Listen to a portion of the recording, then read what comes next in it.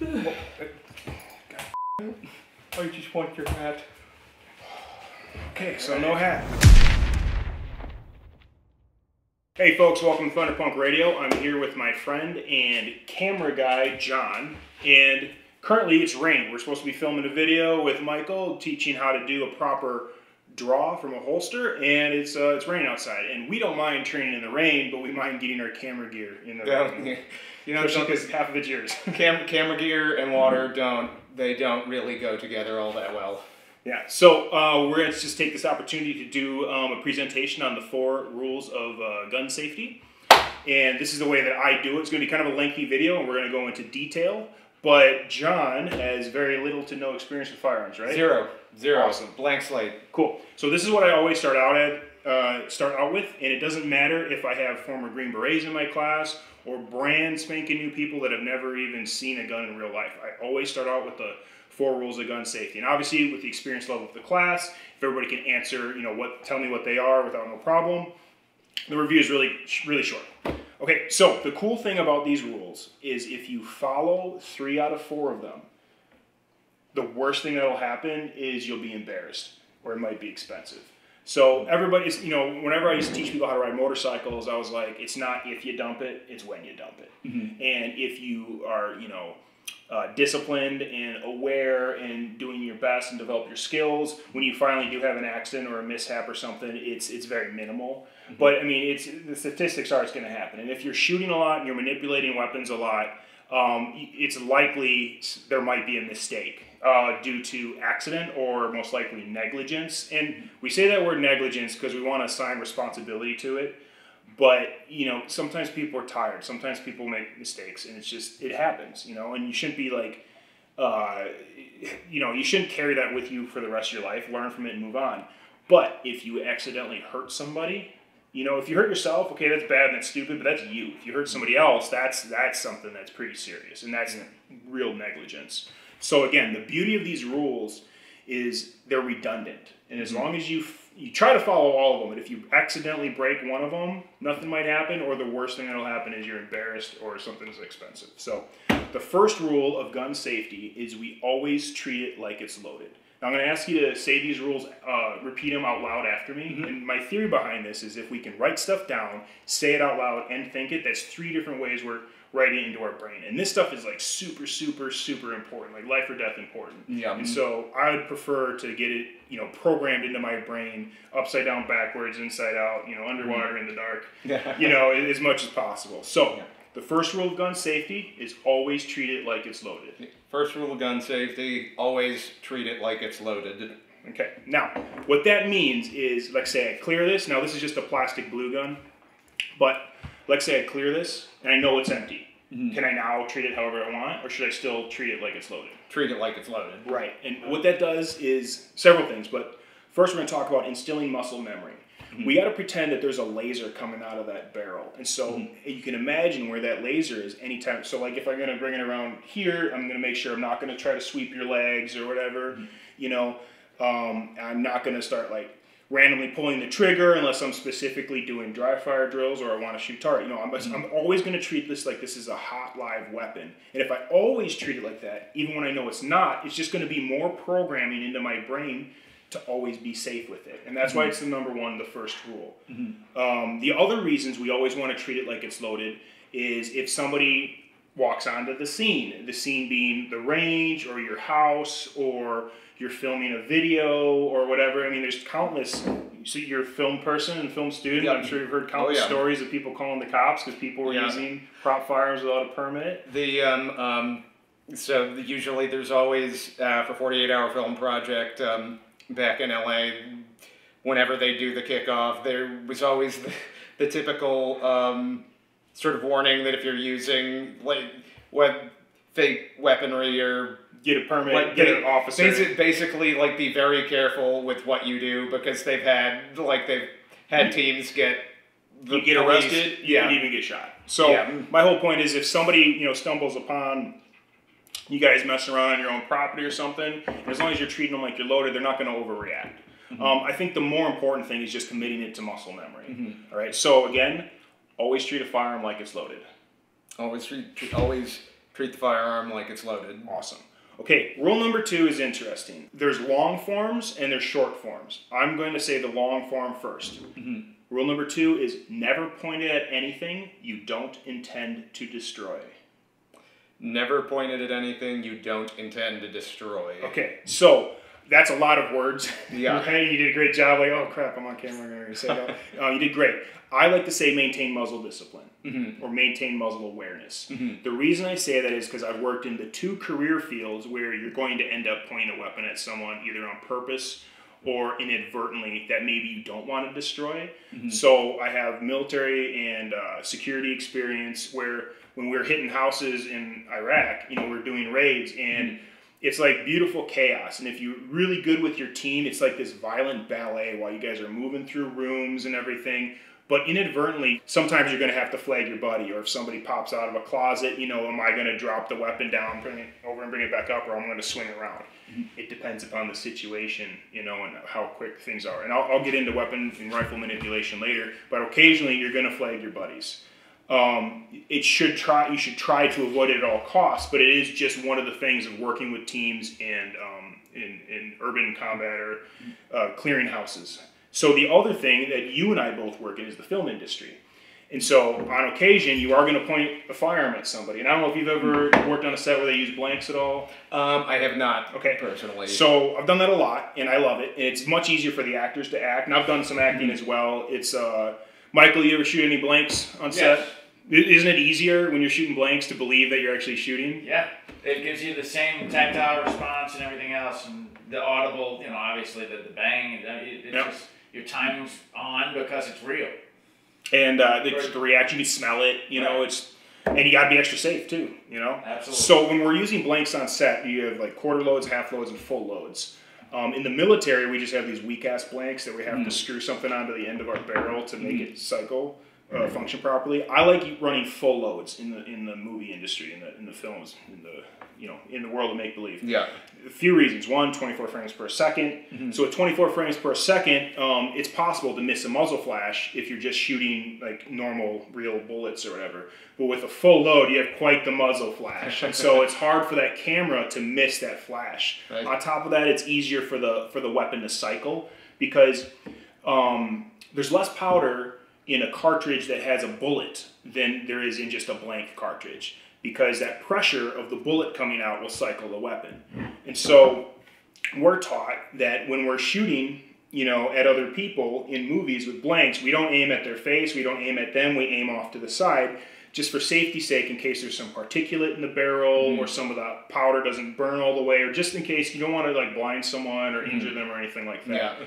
I was actually filming a movie in another country where like the bad guys had face masks and we didn't, and I was like, I think they're aiming at us down this hallway. And I was like, when I said to the interpreter, I was like, look, tell them to stop aiming at my face or I'm going to go down there and punch them in their face. And the interpreter went and talked to them, and they were all like, yeah. And I'm like, later, I'm like, hey, they listened. What'd you say to them? I was like, I don't mess with your translations, dude. I told them you were going to punch them in the face and they didn't stop. So, but yeah, so anyways, we still point weapons at people in Hollywood, but like we try to use replica firearms for obvious reasons. Yeah. I mean, you just look at current events. Yeah. If you're going to be pointing at another actor, but that's why I say maintain muzzle awareness, because we still always treat it like it's loaded. If it's a replica gun, we can't be messing around with it. And so that was a long, drawn-out explanation, but there are at least 2 instances where, hey, it's going to happen, and like I'm not going to... If I have to sweep my buddy's leg to take out a threat that's about to take him out, I'm going to sweep his leg. Sweep the leg! Some Karate Kid reference, if you... No, you Karate Kid guy? Or? Oh, yeah. What, do you watch Cobra Kai at all? Up to season 3. Started to get a little weird season 3, but the first season was amazing. It gets a little wacky, but it's one of the best shows on television, hands down. It's so much fun. Have you seen season 4? I've seen both season 4 and 5. At this point. There's 5. They're on 5 now. But the way that it respects the material that they originally made in the 80s, and it doesn't try to screw with it, it just takes what was done and then pushes it forward narratively is really fantastic. So awesome. And you can just they're 30-minute episodes, so you can just cruise through them like nothing. So Anywho. So check out Cobra Kai. Yeah. All right. So I'm already pretty drawn out with my explanations. So what's the first rule? Always treat the gun like it's loaded. Second rule. Maintain muzzle discipline. That is definitely easier to It's easier to say, but you have to understand what muzzle discipline means Yeah. in order for. So that's why I want to explain. We don't point at anything we don't want to destroy. A threat, a turkey that we're going to eat. You know, like I try not to kill anything unless it's trying to eat me, or I'm trying to eat it, or it's trying to hurt me, or both, or whatever. You know what I mean? Yeah. So yeah, never point, or I'd like you to say, never point at anything you don't intend to destroy. Never point at anything you don't intend to destroy. And then the short version. Maintain muzzle discipline. Maintain good muzzle discipline. Maintain muzzle awareness. Awesome. Okay, so the third rule, we're going to get into this. This is my safety. It's a funny story about that. Black Hawk Down moment. Okay, so we keep our finger off the trigger until we're ready to shoot. Keep our finger off the trigger until we're ready to shoot. So like we'd, kick down doors in the middle of the night and we would run in and we wouldn't have our finger on the trigger till it was bringing up and being put on a threat. Because here's the thing, most of the raids we did, there was kids inside. Yeah. There was, innocent people there, and you don't want to accidentally shoot one of them. You don't want to accidentally shoot anybody. You don't even accidentally want to shoot a bad guy. You only want to do it when you have to. Yeah. But that, it just goes for everything, and some people are kind of, you would think that like, hey man, but if you have no experience with one of these, the best thing you can do is take your finger and just glue it. Just mentally glue it to the side of the frame, whether you're right-handed or left-handed. Yeah. Right? And then this is where it stays until you perceive the threat, you see it, okay, boom, and you pull the trigger.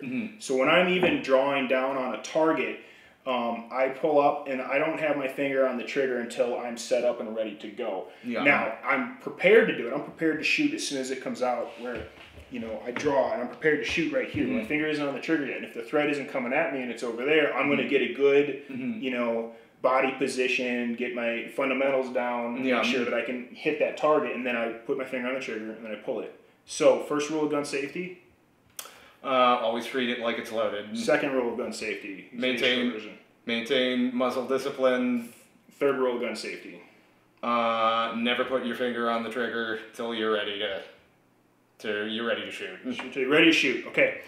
And the fourth rule of gun safety is often not included. It is know your target and what's beyond it. Know your target and what's beyond it. So this applies to like one-way range shooting and two-way range shooting. And let me explain.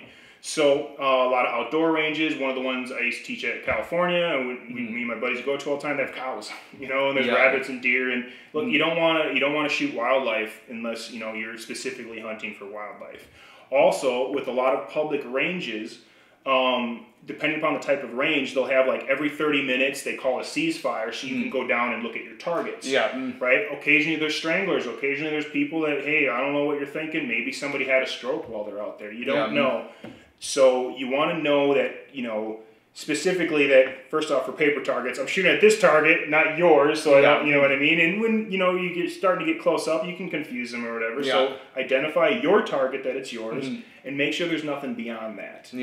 Now, for real-world practical sense, is let's say you're a responsible citizen, we've been training for a while, you get your concealed carry permit, and God forbid there's like a mass shooter at a mall.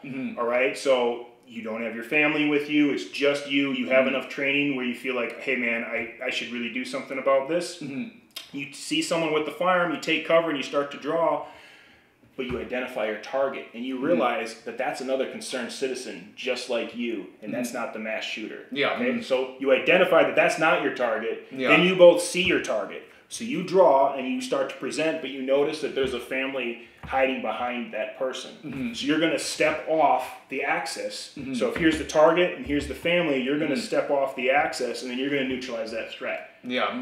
So you identified your target and made sure it was actually your target, because sometimes that happens. Law enforcement needs to do a much better job with this. It just happened in Colorado. Dude took out a mass shooter and the cops came and killed him. I don't know all the details surrounding it, but we need to be aware as concerned citizens. Law enforcement needs to be aware. But this applies if you're in the military, if you're law enforcement, if you're a civilian. So it works both on the range and, more importantly, in real life with life or death situations. So the fourth rule of gun safety is? Know your target and what's behind it. What's beyond it. Beyond it. Right. So, because it doesn't necessarily just mean beyond, like, is there a possibility, or just directly behind it, there's a very unfortunate incident, and we could, you know, backseat drive it, or, you know, we call it Monday night quarterback, whatever the expression is, all day, but law enforcement responded to what they thought was a mass shooter in a mall in Los Angeles, and it was a, you know, mentally unstable dude, and he might have had a knife. In the video, he doesn't have a knife on him, but this guy with a rifle rounded the corner, shot him, and one of the bullets either missed him or went through him, and unfortunately killed a 16-year-old girl in the dressing room behind him. God. So it's not, so like the words that I'm trying to pick are very specific, and so when I say beyond, it's not just directly behind, it's like, what's your backdrop? You know, are you shooting at a cinder block wall, or is it drywall? Do you know if anybody's back there? You know what I mean? So, all this stuff is super important. And as I said before, if you mess up and everybody's tired, lots of people make mistakes, and hopefully you never make a mistake with a firearm. But if you do and break one of these rules, but all the other ones are followed, nothing bad will happen, and that's why they're redundant. So one last time, we'll go over the rules. If you want to list them off in order for me. Rule number 1, always treat the gun like it's loaded. Rule number 2, maintain muzzle discipline. Rule number 3, never put your finger on the trigger until you're ready to shoot. And rule number 4, know your target and what's beyond. Boom. That a random sort of another movie reference on that last rule. I was just thinking of, have you ever seen the Tremors films? No. I've seen bits of the first one, and I only get it because like the first one I guess is amazing. The first one, it's a phenomenally good film. Definitely recommend it, and I actually like the second one as well. It's sort of like cheesy. It's very cheesy, but I do love it. But there's a part in the film where they're trying to get out of where they're at because there's a bunch of little, you know, these creatures after them, and there's one in the way of like getting to where they're gonna go. And Bert has this giant 50 caliber like rifle. You know, they've been teasing it the entire film and how powerful this thing is. And so he does the thing, and he's got one shot to take out this creature, which he does. And what ends up happening is the bullet explodes the monster. It goes through several walls, and they get to the car that's meant to get them out, and it's gone through the gas tank and ruptured the engine, so they can't get out. It's cool they use it for the plot device. Yeah, that's nice. It's the first two really good. The rest of them, if you like straight to video B-level cheese, it's fun. And Michael Gross is his Burt Gummer character is a really, really fun character, and he clearly loves playing that character because he still comes back at like 60 whatever to do it for whatever you know, straight to video sequel that Universal asks him to do. But just a little movie recommendation for you. So we got some movie and TV recommendations, John's recommendations, and Paul's gun safety rules. Yeah. Okay, so we're going to end the video just repeating the rules one last time. I'll go first. Always treat it like it's loaded. It's number 2. Maintain muzzle discipline. Number 3, keep your finger off the trigger till you're ready to shoot. And number 4, know your target and what's beyond it. Boom. All right, thank you, Jonathan. Do you have any social media that you want people to follow? If you can find me on Instagram at Courtoberfest. That's COURTOT Burfest. And then you can find my YouTube and catch some of my 48-hour film projects at High Frequency Productions, which is spelled F-R-E-A-K Quincy. Like I'm a little bit of a freak, so you can find me there. That's a little true. Yeah, all right.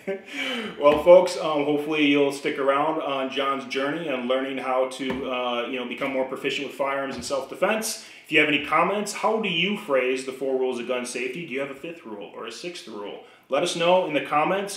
Please give the video a like if you can. It just helps out with getting the information out there. And I hope all of you have a lovely day. Go get some dry firing and some push-ups in. Thank you. Bye.